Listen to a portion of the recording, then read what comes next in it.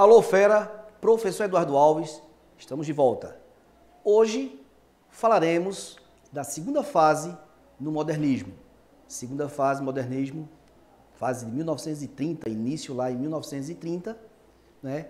E de uma maneira mais específica, iremos falar sobre Carlos Drummond de Andrade, o grande escritor da língua portuguesa, brasileiro, mas que teve fama e tem fama, não é, além do Brasil. Então veja, falar da segunda fase do modernismo, e é importante essa questão do modernismo, de falarmos sobre principalmente Carlos Drummond de Andrade. Estamos aí nos aproximando da prova do Exame Nacional do Ensino Médio, do Enem, e é um autor que é bastante requisitado, né, nessas provas, nas provas do Exame Nacional do Ensino Médio. Carlos Drummond de Andrade, ele tem vários textos, né? Conhecido também como o Pronome de Sete Fases. O Pronome das Sete Fases, um autor que escreveu sobre muita coisa, né?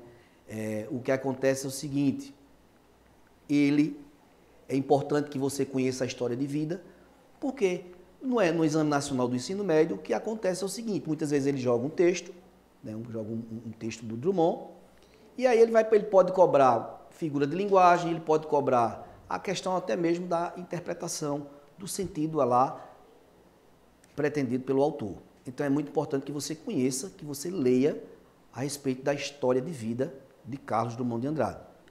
Então, segunda fase modernismo, né? Segunda fase modernismo, chamada a fase da consolidação, foi uma fase que houve a consolidação, né, dessa geração de 30, dos autores que vivenciaram essa época, né, houve a consolidação. A primeira fase do modernismo foi uma fase mais da destruição, da quebra, da ruptura.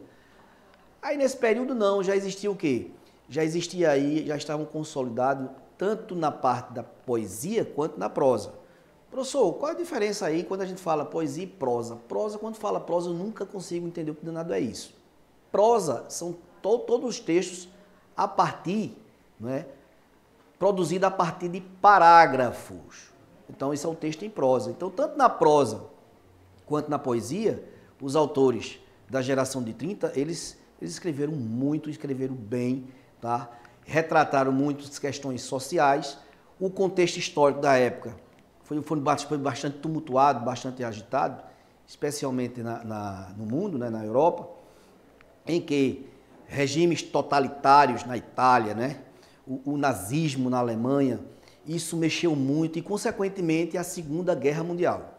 Então, isso mexeu bastante, principalmente com Carlos Drummond de Andrade, que em algumas obras ele retrata exatamente esse período.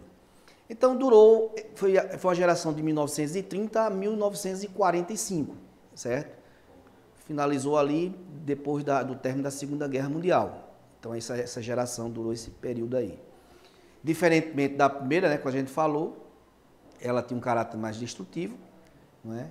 E autores, não é, da segunda geração, eles partiram para os temas que foram temas sociais, né, de caráter com predomínio da literatura mais crítica e revolucionária. Então, isso aconteceu muito na geração de 30. Dá uma olhada lá e é importante que você anota essa passagem aí. Vê, eu coloquei, além da prosa de ficção, né, texto ficcional, textos literários, né, em que existe um grande jogo de palavras, um texto extremamente subjetivo, a poesia brasileira se consolida, o que significa o maior êxito para os modernistas. Então, grava bem o que eu coloquei aí, que foi uma fase realmente que significou o maior êxito para os modernistas, a frase de consolidação. Então, se aparecer na prova que o modernismo, a segunda fase, né, os autores da segunda fase, eles realmente tinham já uma literatura consolidada, isso é verdade, tá? Esse é um movimento muito fértil, vê que eu coloquei, da literatura brasileira, onde encontramos uma vasta produção de textos poéticos em verso e em prosa, como eu falei. Tanto em versos quanto em prosas, foi uma geração que teve muita riqueza. Características. Aponta aí a característica Presta bastante atenção, porque quando você se deparar com um texto, seja um texto de Drummond, seja um texto de qualquer outro autor da segunda geração, pelas características, você sabendo as características da segunda geração, da segunda fase, né, melhor dizendo, da segunda fase do modernismo, você vai conseguir identificar isso dentro dos textos. Então, ó, fase de consolidação do modernismo no Brasil, uma das características. Outra, vasta produção literária em poesia e prosa. Poesia de 30 e romance de 30. Veja bem, romance de 30. Valorização do regionalismo e da linguagem popular. Então, sinaliza aí, anota no teu caderno, faz essa anotação aí, né? Um post-itzinho aí, que são observações importantes. Então, fase de consolidação, vasta produção literária, valorização do regionalismo e da literatura, da linguagem, na verdade, popular. Ok? Outra característica da geração de 30, né? A geração que vivenciou essa época aí de 30 a 45. Utilização de versos livres, sem métricas, né? E branco, sem rimas. Crítica à realidade social. Anota aí, crítica à realidade social. Então, uma época em que os autores, tanto na prosa quanto na poesia, faziam críticas à realidade social brasileira. Então, até porque, veja, nenhum autor, vem comigo, nenhum autor, ele escreve do nada. Quando o autor ele pega uma temática, ele produz um texto, seja em verso ou em prosa, aquilo dali é o que ele vivenciou, o contexto em que ele está vivenciando passou a ser um motivador para que ele escreva. Certo? Então, se o autor do texto ele estava percebendo que existiam mudanças drásticas no mundo, não é? E principalmente no Brasil, não é? Então, o que é que acontece? Ele, evidentemente, vai construir textos que retratem. Então, é a visão do autor, do artista, sobre aquilo que ele está vivenciando. E isso ele transforma o quê? Em literatura, na arte da literatura. Ele não vai pegar simplesmente, pega o contexto que ele vivencia, que a gente chama de contexto extratextual, e vai retratar na íntegra, porque se ele retrata na íntegra, deixa de ser um texto literário, porque aí ele vai usar um maior número de palavras no sentido real e deixa de ser um texto literário. O texto literário, né, há um predomínio da função poética, em que o autor ele vai brincar com as palavras, ele joga com as palavras, ele tem a preocupação em passar a mensagem. E é uma mensagem de uma forma diferente. Isso tanto em verso quanto em prosa. Muitas vezes você se depara com um romance, né, e pensa que o romance ali, aquele romance, ele não é um texto literário. É sim, vai depender da capacidade do autor de fazer esse jogo de palavras e usar o quê? Figuras de linguagens, tá? Usar a personificação, que é você atribuir uma característica humana a um ser inanimado, usar paradoxo, oxímoros. Então isso vai depender muito da capacidade do autor. Outro caso, então, além da crítica social, né, da realidade social brasileira, valorização da diversidade cultural do país. Ó, valorização da diversidade cultural. Isso é uma característica também dessa segunda fase. Temática cotidiana, social, histórica e religiosa. Então, a temática cotidiana é a temática que trata o dia a dia. Então, por exemplo, em Carlos Drummond de Andrade, ele escreveu muito sobre a cidade onde ele morou, onde ele nasceu, né, Itabira, toda a vivência dele, né, o que ocorreu com ele na infância. Ele retratou, ele falou também sobre as questões sociais, como ele via o mundo, como ele via o homem.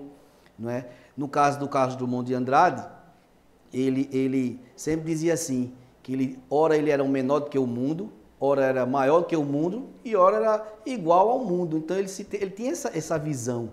Então por quê? Porque ele fazia parte de um contexto bastante perturbado, cheio de conflitos no Brasil e no mundo, e isso refletiu de certa forma na obra dele. Drummond também falou sobre a morte do leiteiro, ou seja, algo corriqueiro. Existe um texto que ele fazia lá, falar sobre a morte do leiteiro. Ou seja, algo que ocorreu no cotidiano, no dia a dia. Então, a temática cotidiana, uma temática o quê? Social, histórica, como também religiosa. Então, isso é uma característica da segunda fase modernista. Aí, dá uma olhada, eu trouxe aí uma imagem do mestre, do grande mestre aí, Carlos Drummond, tá? O Drummond, contista, cronista, né? Como eu falei, ele fez parte da segunda geração modernista e foi precursor da chamada Poesia de 30, com a publicação é essa daqui, ó. Algumas obras, a capa do livro, se você tiver um tempo, né? Porque eu sei que a vida de vestibulandos aí é corrida, mas dá uma lida na obra aí, algumas poesias de Carlos Drummond de Andrade que vale a pena. Vale a pena sim você conhecer os textos, né, e a intencionalidade de Carlos Drummond ao elaborar esses textos. Então, em 1930, ele publica esse livro aí, algumas poesias, e podemos até dizer que é um marco aí, né, dessa segunda fase, essa geração da segunda fase. Esse texto, isso aí é um pedaço do texto do Drummond, No Meio do Caminho, foi produzido em 1928. Esse texto ele causou muita polêmica, houve muita polêmica e críticas também. Como é que a pessoa escreve um texto dessa forma, dessa maneira, com repetições, né? Só que, na verdade, o povo, os críticos, talvez não tenham entendido, talvez não, certamente não entendeu a intencionalidade da produção artística do autor, do Drummond, nessa obra aí. E eu vou dizer que esse fragmento de texto, né, que eu coloquei, veja, esse texto aí, você encontra muitas relações de intertextualidade nas provas. Então, o Exame Nacional do Ensino Médio, como eles trabalham lá com tipos e gêneros diversos, você pode se deparar com um texto, né, que seja, na verdade, uma paródia desse texto aí de Drummond, que ele produziu em 1928, que dizia mais ou menos assim, vê como ele começa. No meio do caminho tinha uma pedra. Certamente você já viu esse texto, já leu esse texto em alguma questão, né, na escola, ou até mesmo fazendo alguma prova. No meio do caminho tinha uma pedra no meio do caminho.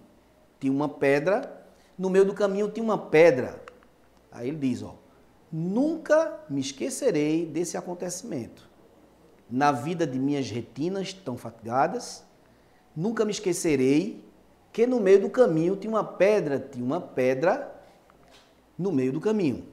No meio do caminho tinha uma pedra. Então veja quantas repetições, versos, uma repetição dos referentes aí, pedra, caminho, pedra, só que isso aí foi de maneira intencional. Quando ele diz no meio do caminho tinha uma pedra, essa pedra, você não pode enxergar essa pedra no sentido denotativo, no sentido real.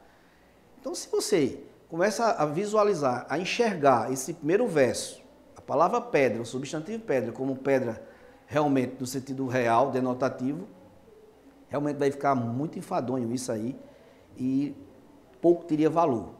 Mas não. Quando ele usa no meio do caminho tinha uma pedra, essa pedra seriam os obstáculos, as dificuldades, né? Então, os obstáculos que as pessoas passam, que os seres humanos que vivem, né, no meio social, sentem exatamente, né, durante a vida. Então, quando ele diz tinha uma pedra no meio do caminho, tinha uma pedra, no meio do caminho tinha uma pedra, veja que são obstáculos que surgem, se supera, né? O ser humano, a tendência é superar essas dificuldades, né? Supera, mas não só vai ser uma vez. As dificuldades, os obstáculos, eles surgem constantemente. Então, quando ele diz no meio do caminho tem uma pedra, né? Tem uma pedra no meio do caminho, tem a ver, esse caminho aí seria a vida. Então, os obstáculos que ocorrem na vida de um indivíduo, certo? Que são vários. Então, isso aí, quando você passa a observar a palavra caminho de uma forma diferente, no sentido simbólico, figurado, você começa a entender realmente o texto e essa repetição ela ocorre exatamente por conta disso. Falar das fases de Drummond, tá? É muito importante você conhecer as fases de Drummond. Por quê? Porque ele foi um poeta, né? Um escritor, um contista, que ele escreveu sobre muitas coisas, muitos temas diversos. E você conhecer essas fases, né? Até porque quando você se deparar com uma prova do Enem, você não perde tempo. Você já conhece o texto, já sabe que fase é que ele que ele escreveu ali, o porquê daquele texto, né? Existe uma intencionalidade, e aí você não vai perder tempo, até porque a prova do Exame Nacional de Ensino Médio é uma prova que eu sempre digo, ó, não é uma prova difícil, porém é uma prova de resistência, é uma prova de leitura, você tem que ter um bom ritmo de leitura. E se você já conhece textos, poemas, né, contos, romances de autores, então isso vai ajudar bastante, porque você já ganha tempo. A fase dele é essa daí, ó, a de 1930, o início. A fase gauche. Essa palavra ela veio do francês, né, que significa lá, ao pé da letra, significava lá no francês esquerdo. Significa aquele que se sente às avessas, torto, que não se identifica com a realidade. São características dessa fase, ó, o pessimismo, destaca aí, marca lá, pessimismo, individualismo, isolamento, reflexão social. Então essa primeira fase, ela marca exatamente na obra de Drummond, essa questão do pessimismo, do individualismo, do isolamento e da reflexão social, tá? Eu pontuei aí. Recebe esse nome inspirado em um poema muito famoso, né, dele. É isso aqui, ó, o chamado Poema de Sete Faces. Então, esse Poema de Sete Faces é exatamente dessa primeira fase, do início aí da segunda fase do modernismo. E ele diz, ó, quando nascia um anjo torto, desse que vive na sombra, disse, vai, Carlos, ser gosto na vida. As casas espias, os homens que correm atrás de mulheres. Então, esse trecho aí, quando ele diz, quando nasce um anjo torto, olha, veja essa questão aí, né, do contraste, da diferença, da oposição. Anjo torto, né, desse que vive na sombra, vai ser gosto na vida, Carlos. Então, esse aí é um texto que aparece bastante em provas. A tarde talvez fosse azul, não houvesse tantos desejos. O bonde passa cheio de pernas. O bonde passa cheio de pernas. Ó, o bonde cheio de pernas. Então isso é um jogo de palavras espetacular que o autor utiliza, não é? Então, bonde tem pernas? Não, tá? Mas antes, aponta teu celular para o QR Code que você vai encontrar aí muita informação, questões, exercícios. Fica ligado, tá? Aponta teu celular, não esquece, bastante importante. Voltando, então, quando ele fala o bonde passa cheio de pernas, isso é uma figura de linguagem. A chamada personificação, você atribui uma característica humana a um ser inanimado. É chamado de personificação também, você pode chamar de prosopopeia. Então, isso aparece, professor, isso aparece nas provas do Exame Nacional? Sim, porque o Enem, eles trabalham tanto com funções da linguagem, então esse texto aí já apresenta a função poética, tá? Que é o jogo de palavras, e também eles exploram também a questão de figuras de linguagem, são as figuras, né, que trazem expressividade ao texto. No caso dessa aí, a personificação e a prosopopeia. Pernas brancas, pretas, amarelas, para que tanta perna, meu Deus? Pergunta meu coração. Porém, meus olhos não perguntam nada. Homem atrás do bigode. É sério, simples e forte. Quase não conversa. Tem poucos raros amigos. O homem atrás dos óculos e do bigode, meu Deus, por que me abandonaste? Se sabias que eu não era Deus, se sabias que eu não era fraco. Então, se você observar, existe um certo isolamento. O homem atrás do bigode, ó, é sério, simples e forte, quase não conversa. Se não conversa, não interage. Se não interage, está sozinho, não é? Tem raros amigos, olha aí. Então, a primeira fase, como nós vimos, é uma fase lá pessimista, não é? E você tem que ficar exatamente atento a essa questão aí, dessas características do modernismo na segunda fase. Mundo, mundo, vasto mundo. Se eu me chamasse Raimundo, seria uma rima, não seria uma solução. Mundo, mundo, vasto mundo, mais vasto é o meu coração. Então, é um trecho também muito famoso aí, muito conhecido das provas aí, sempre aparece esse pedaço de texto do Drummond. Eu não devia te dizer mas essa lua, mais esse conhaque, botam a gente comovido para o diabo. Então, Carlos Drummond de Andrade, algumas poesias, Rio de Janeiro, certo? A segunda fase, a fase de 1940 a 45. Então, veja que no Brasil aqui, toda a questão do Getúlio Vargas, né, um período histórico bastante agitado, vem a partir do sentimento do mundo. E é a fase onde o eu lírico mostra seu interesse pela vida social, pela vida do povo. Veja que o que está acontecendo no momento, isso motivou o autor a passar a escrever e a vivenciar essa fase aí, essa fase social, que durou de 1940 também no início a 45.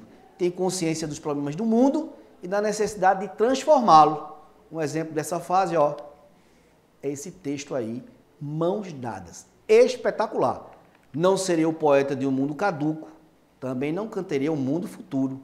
Estou preso à vida e olho meus companheiros. Observa. Eu falei logo no dia seguinte. Drummond, ora ele era maior que o mundo, ora menor que o mundo e ora igual ao mundo. Então aí ele não fala, veja, nem do passado, nem do futuro. Ele está vendo o hoje. Isso é uma forma de chamar a atenção da sociedade para as mudanças, para a construção que devia ser feita naquela época. E ele que diz, o presente é tão grande, não nos afastemos muito, vamos de mãos dadas. Olha a igualdade aí. Não serei o cantor de uma mulher, de uma história, não direi os suspiros ao anoitecer. A paisagem vista da janela, não distribuirei entorpecente ou cartas de suicida. Não fugirei para as ilhas, nem serei raptado por serafins. Veja que se você... Aí ele diz, o tempo é minha matéria. Do tempo presente, os homens presentes, a vida presente. Esse texto aí, ele é na minha visão, é um dos que eu gosto mais. Né? Que ele apresenta vários textos. Esse daí é fantástico, isso aí ele mostra exatamente, faz essa crítica e chama, né, as pessoas a viverem o dia a dia, né, a cobrar das instituições do governo. Então, terceira fase, a fase do não, que gerou de 1950 a 1960, marcado pelo período da Guerra Fria, né, entre os Estados Unidos na época e a União Soviética. Veja que o contexto histórico sempre faz com que as pessoas interfiram exatamente na obra do artista. Então ele diz, ó, coloquei lá, marcado pelo período da Guerra Fria, mostra um autor reflexivo, preocupado com os temas como a morte e o tempo. Já tinha vivenciado a Segunda Guerra Mundial, né, a bomba atômica, e isso aí mexeu bastante com o autor. A quarta fase é a fase da memória, que de 1970 a 1980. Temas universais, retomados e aprofundados, como, por exemplo, a infância, lá na cidade onde ele nasceu, em Itabira, Minas Gerais. A família e o dia a dia, o cotidiano. Essa fase da memória, veja, ele já estava bastante envelhecido aí, né, e é como se ele estivesse passando um filme, e nesse filme aí, o que ele volta exatamente a vivenciar, a refletir, a pensar e a lembrar na época de infância em que ele viveu aí na cidade de Itabira. Ok? Então, fica atento, Carlos Drummond de Andrade é o poeta dos poetas, sempre presente nas provas dos vestibulares. Grande abraço, até a próxima.